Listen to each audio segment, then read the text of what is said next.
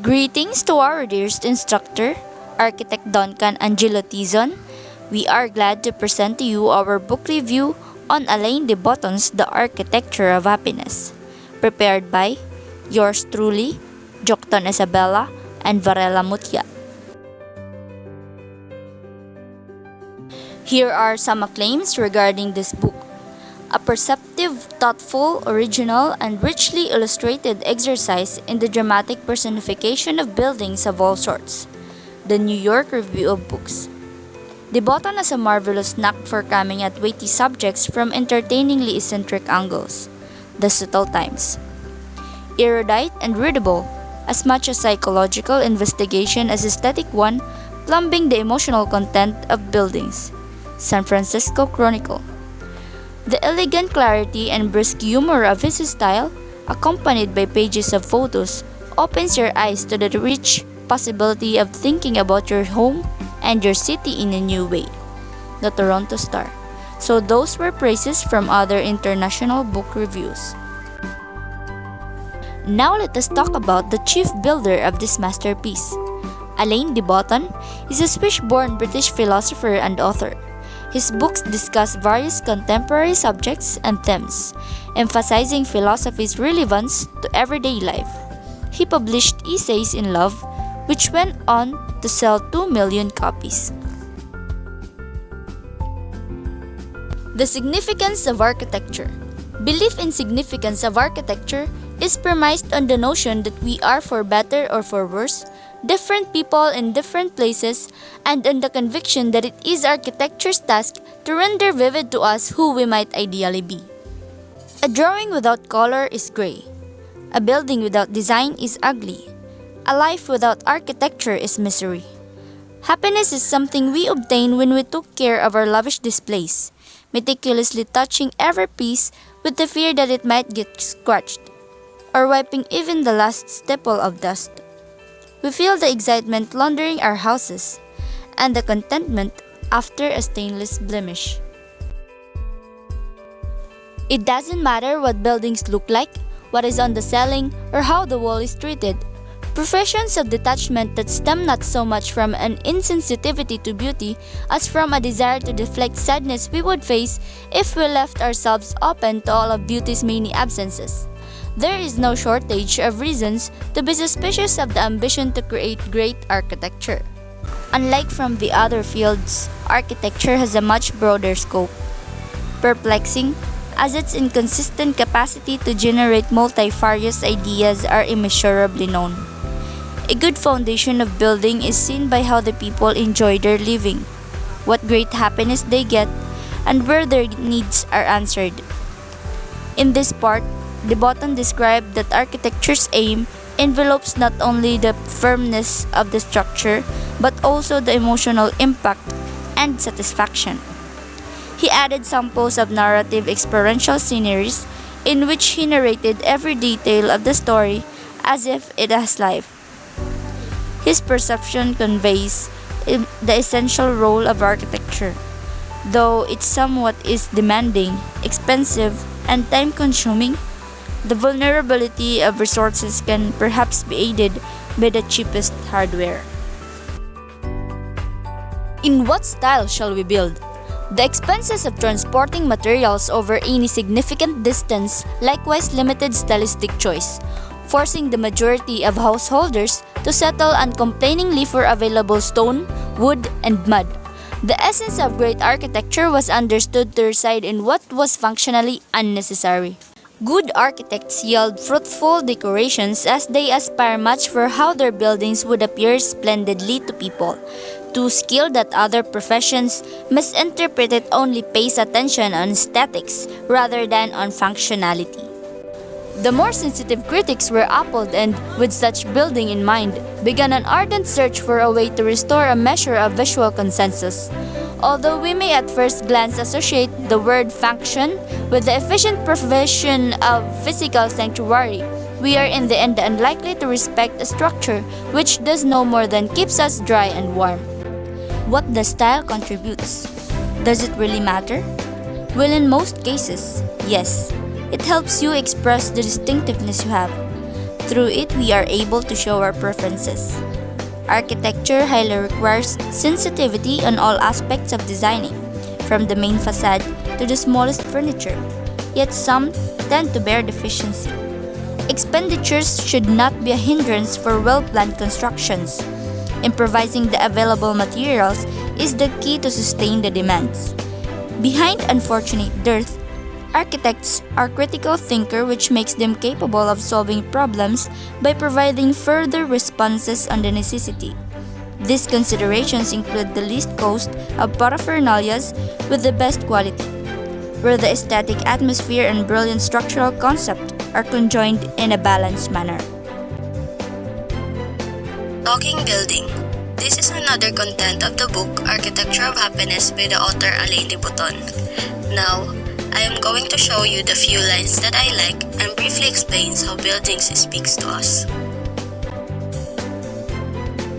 The buildings we admire are ultimately those which, in a variety of ways, extol values we think worthwhile, which refer, that is, whether through their materials, shapes, or colors, to such legendarily positive qualities as friendliness, kindness, subtlety, strength, and intelligence.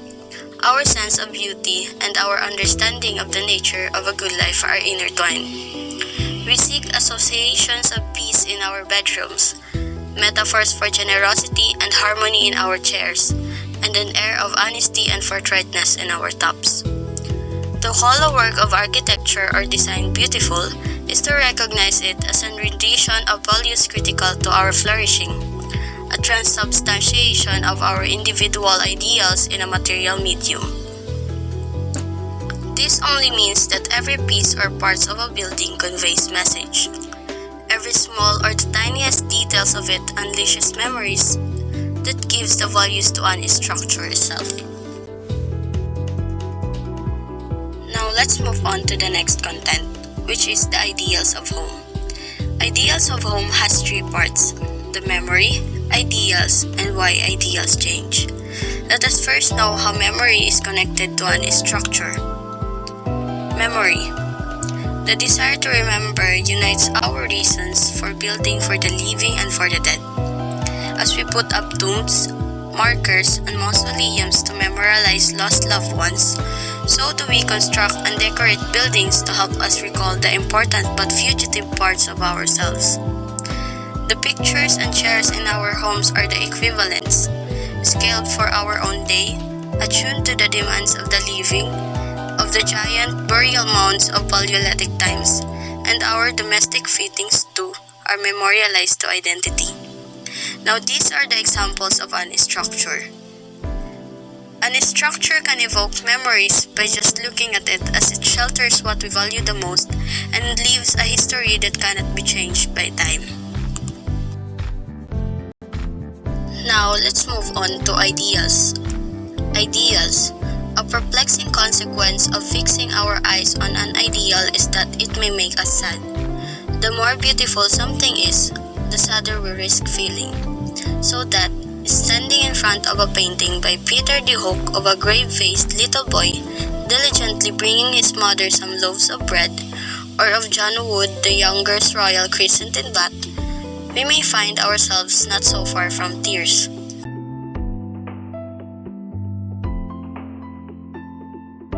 And lastly, why ideals change. Our understanding of the psychology of taste can in turn help us to escape from the two great dogmas of aesthetics: the view that there's only one acceptable visual style, or that all styles are equally valid. A diversity of styles is a natural consequence of the manifold nature of our inner needs.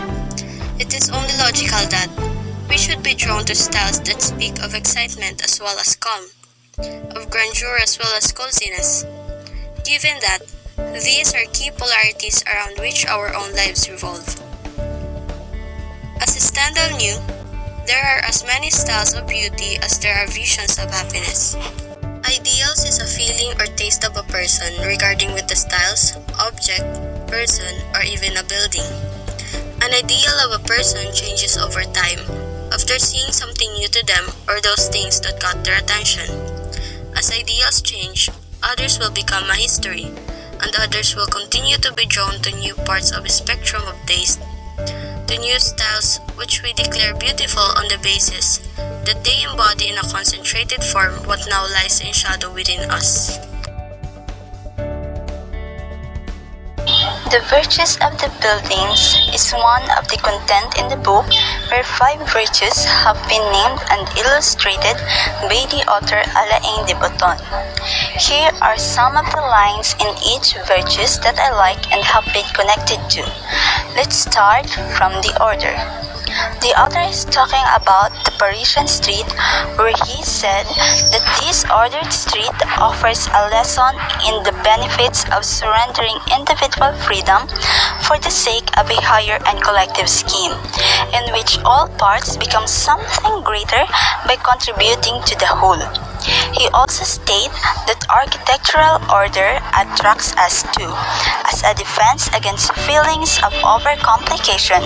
Such works emphasize the truth of the ancient maxim that beauty lies within the extremities of order and complexity. These only show the importance of arrangement or disposition of things when we talk about beauty. Let's go on to the second virtue, which is balance. The Yale Center for British Art delivers an elegant essay on how past and present might learn to coexist and complement each other. Now, balance does not only indicate of putting 2 columns facing each other. Putting furnitures in the right places that give a beautiful atmosphere in the interior of a house is also called as balance, as well as matching the history and the modern world in one place. Moving on to the third virtue, elegance. The picture below is the Seljanatable Bridge, wherein the author states that the bridge is endowed with a subcategory of beauty we can refer to as elegance, a quality present whenever a work of architecture succeeds in carrying out an act of resistance holding, spanning, sheltering with grace and economy as well as strength, when it has the modesty not to draw attention to the difficulties it has surmounted. The fourth virtue is coherence. When buildings talk, it is never with a single voice. Buildings are choirs rather than soloists. They possess a multiple nature from which arise opportunities for beautiful consonance as well as dissension and discord. We could say that nothing in architecture is ever ugly in itself. It is merely in the wrong place or in the wrong size, while beauty is the child of the coherent relationship between parts. These lines tells us that the importance of systematic or logical connection or the consistency of the plan, which we should be applied in architecture. Self-knowledge, the fifth virtue. To design means forcing ourselves to unlearn what we believe we already know, patiently to take apart the mechanism behind our reflexes, and to acknowledge the mystery and stupefying complexity of everyday gestures like switching off a light or turning on a tap. Our designs go wrong because our feelings of contentment are woven from fine and unexpected filaments. To architects who forgot to pay homage to the quirks of the human mind, who we might be, rather than attending to the labyrinthine reality of who we are. I think these lines is more of a message to architects or to the person who is reading the book. The promise of the fields. We owe it to the fields that our houses will not be the inferiors of the virgin land they have replaced. We owe it to the worms and to the trees that the buildings that we covered them with will stand as the promise of the highest and most intelligent kinds of happiness.